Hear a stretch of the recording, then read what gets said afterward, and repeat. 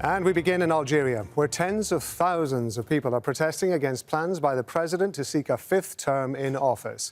A deadline's looming for Abdelaziz Bouteflika to formally submit his candidate papers for April's election.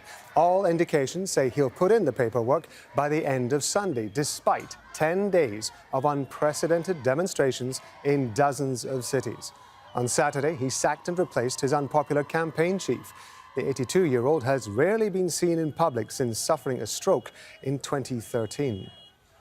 The protests in Algeria have triggered a show of solidarity in France, which has a large Algerian population. Hundreds are demonstrating in Paris. More protests are also expected in Marseille. Amina Afaf Chaieb is a protester from the Ibti-kar Citizen Movement. She's joining us now live from Paris. Thank you very much indeed for being with us. Why is this so significant for Algerians in Paris?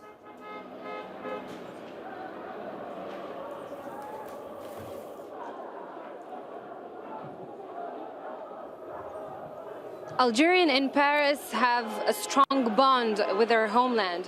Most Algerians in Paris have either been here for the longest time since the independence days, or they're young people like me who came here for studies or for economic opportunities to find jobs, and where we all have very strong ties to our homeland.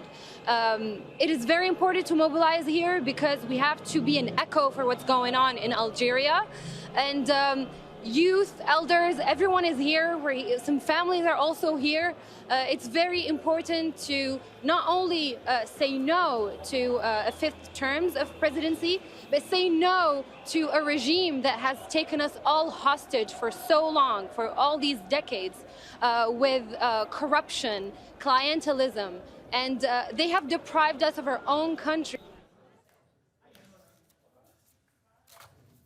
Well, we appear to have lost those pictures from Paris. We'll try to get them back later on in the show, but it is a rare show of dissent in a nation where demonstrations are banned in Algeria. The protests are by far the biggest since President Bouteflika came to power 20 years ago. Supporters say he restored political and economic stability after the civil war in the 1990s. His term in office coincided with high oil prices, but the economy has since suffered.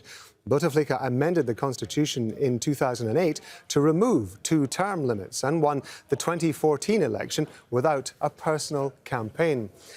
Well, Rochdi Aloui is a political analyst specializing in the Middle East and North Africa. He's joining us on Skype from Montgomery, Alabama. Thank you very much indeed for joining us on Al Jazeera. For those of us coming to the story perhaps a little bit later, can you clarify something for us? Is the objection to Bouteflika himself, to the people that he represents in government, or do they simply want a change in Algeria? Thank you for having me.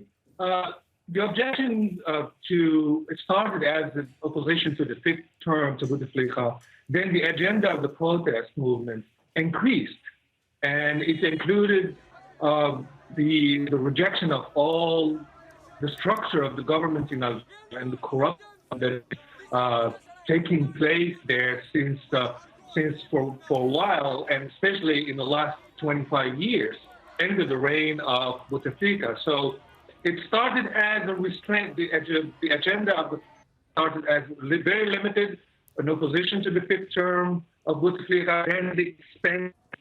Although when we look at the platform of the Muwatana movement, the movement that called for the protest for the February 22nd, and then the protest of the last last weekend, they included also among their demands also deep and constitutional and institutional reforms, which is a very tall order, of course.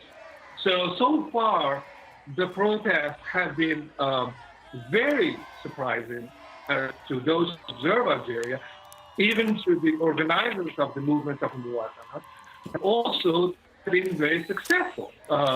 It's not only limited to Algiers. This protest movement is almost all over the country and taking place in almost every city, even in a city like Adrar, which is in the heart of the Algerian desert, about 100 miles Algiers.